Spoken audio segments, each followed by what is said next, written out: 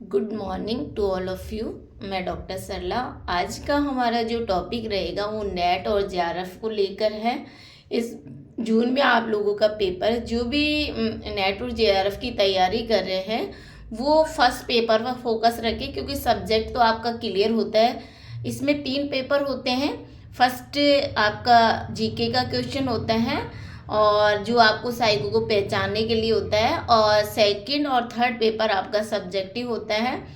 First paper में आपको research पे ज़्यादा क्वेश्चन आते हैं। रिसर्च मेथोडोलॉजी आपकी जानी जाती है कि आप किस तरह से आप उस स्टूडेंट को किस व्यू में आप देख सकते हैं, किस तरह से इस तरह के क्वेश्चन आएंगे। मतलब गद्यांश में भी आएंगे और गद्यांश दिया होगा और उसमें आपका साइको जानना चाहते हैं। और उसमें जो पाई चार्ट वाले आते हैं उनको आप टेंथ के मैथ में हैं, बहुत अच्छी डेटाज है पाई चार्ट के रूप में।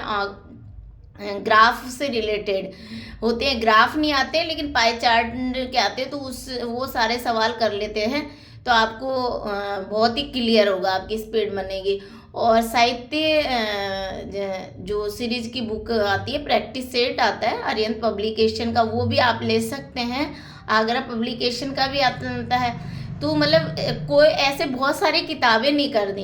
देखो, जो फर्स्ट पेपर होता है रीजनिंग का, उसमें कंबाइंड रीजनिंग और मैथ तो नॉर्मल आती है, लेकिन रीजनिंग में और जीके के क्वेश्चन सभी स्टूडेंट कहते हैं मैम बहुत टफ आते हैं। लेकिन मैं यही कहना चाहूँगी कि मतलब जैसे आपको आपका जो स्टेटस है कि आप कॉलेज की एलिजिबल डिग्री ले रहे हो कॉलेज में पढ़ाने के लिए, तो उस लेवल पे आपको स्टूडेंट को तैयार करना होगा।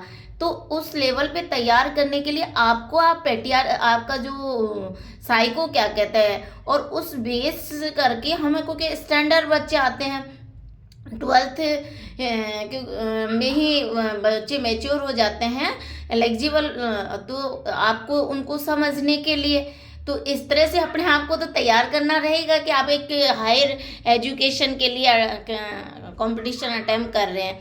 तो रिसर्च उसको एक ही बुक पढ़ी है, क्योंकि मैं टॉपर थी जनरल, मैंने जेआरएफ लिया है। तो मेरा जेआरएफ हुआ था, तो मैं पॉलिटिकल सब्जेक्ट से थी, जेआरएफ हुआ है। तो आप एक ही बुक को पढ़िए, लेकिन कॉन्सेप्ट क्लियर करिए। जब तक कॉन्सेप्ट, फर्स्ट पेपर यूँ ही क्लियर हो जाएगा। बहुत से स्टूडेंट सेकंड पेपर में अच्छे स्कोर ले लेते हैं, लेकिन फर्स्ट पेपर उनका क्लियर नहीं हो पाता है। तो उनके लिए मैं स्पष्ट कहना चाहूँगी कि प्रत्येक यूनिट आप क्लियर कीजिए। रिसर्च पे ज़्यादा आपको, मतलब रिसर्च पे ज़्यादा फोकस रखना है। आपको हर टॉपिक को रिसर्च व्यू में लेना है। और सब्जेक्ट का तो कोई इश्यू नहीं होता, फिर भी मैं ये कहना चाहूँगी कि सब्जेक्ट भी आप सिलेबस से, क्योंकि थोड़ा सब्जेक्ट को डीपली पूछते हैं, क्योंकि वहाँ आपको सब्जेक्ट, जो सब्जेक्ट आप चुनेंगे वो वहाँ बच्चों के साथ डील करेंगे।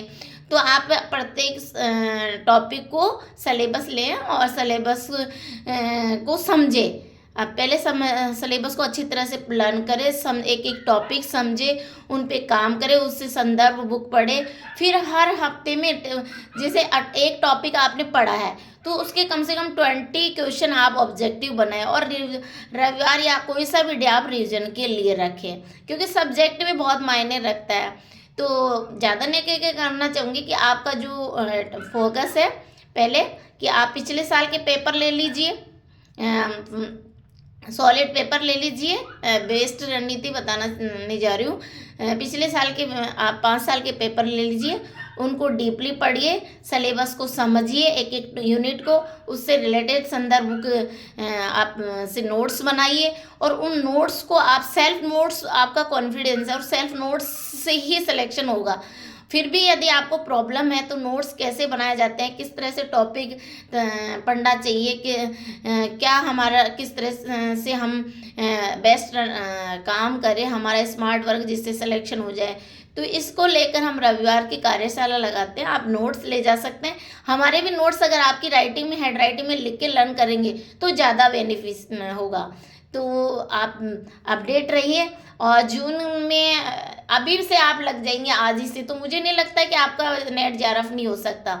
आप डीपली स्टडी करिए, और कोई भी प्रॉब्लम है तो हमारे ग्रुप से भी जुड़िए। आपको नोट्स वगैरह हमने ग्रुप बना रखा है, उसमें हम नोट्स भी डाल देते हैं। फिर भी आपको और भी अन्य कोई प्रॉब्लम आती है तो रविवार की कार्यशाला आप अटेंड कर सकते हैं। Thank you so much.